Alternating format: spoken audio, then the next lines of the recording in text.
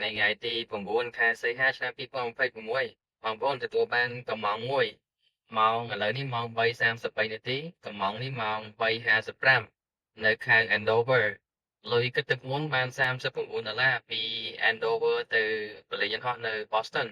បងតែគិតថាហេតុអីបាន lift លើកនេះឲ្យថ្លៃម៉េះពី Andover ទៅ Boston $39ធម្មតាឲ្យតែ26 27 $30អស់ហើយដល់ពេលហើយមែនដល់ពេលចូលទៅមើលឲ្យលម្អិតទៅមានអ្នកឈប់ពីរតង់ឈប់នៅ Charlestown មួយបន្ទាប់ពី Charlestown ហ្នឹងហើយបានទៅ Boston ហើយពីកន្លែងហ្នឹងសរុបម៉ោងចង់1ម៉ោងដែរ50នាទីជាង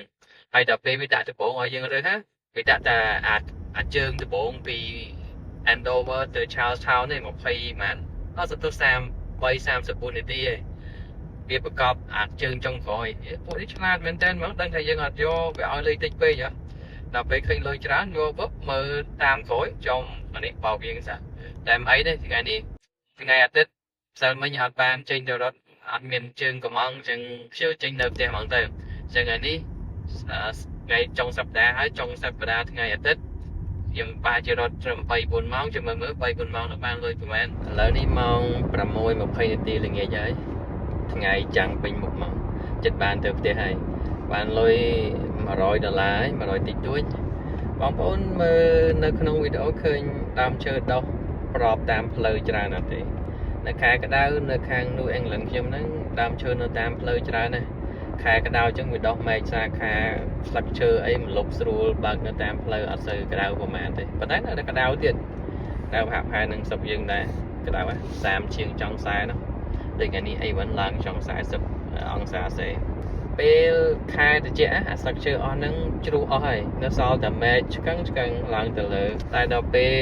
ខែក្តៅមកវិញបន្ទាប់ពីខែត្រជាក់ខែតកកហើយនៅខាងខ្ញុំនេះផ្កាហើយបានចេញស្លឹកឈើនៅខាងស្រុកត្រជាក់ចេញផ្កាហើយឡើងជ្រុះមកដីខ្លះហើយបានចាប់ដើមស្លឹកចាប់ដើមដុះបដាឥឡូវនេះម៉ោង 7 ហើយមកដល់ជាយ Boston វិញឥឡូវកំពុងតែដាក់ GPS ទៅផ្ទះបដាហើយបានលុយ$130ជាងហើយប្រហែលជាអាចទៅដល់ផ្ទះម៉ោង 8 សង្ឃឹមថា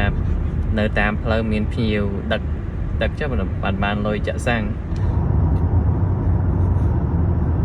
ដល់ផ្ទះវិញហើយបងប្អូនម៉ោង 7:09 8ជាងថ្ងៃនេះសរុបម៉ាយអស់140ម៉ាយ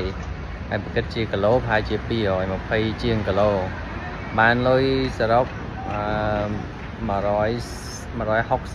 ជាងដុល្លារ162 163ហើយចាក់សាំងទង់ជា$20អញ្ចឹងនៅសល់$140ដែរចេញពីផ្ទះម៉ោង 3:30 ដឹកភ្ញៀវដំបូងម៉ោង 4 បាទ 7-5 ម៉ោងបាទអរគុណថ្ងៃនេះមានតែប៉ុណ្្នឹងទេ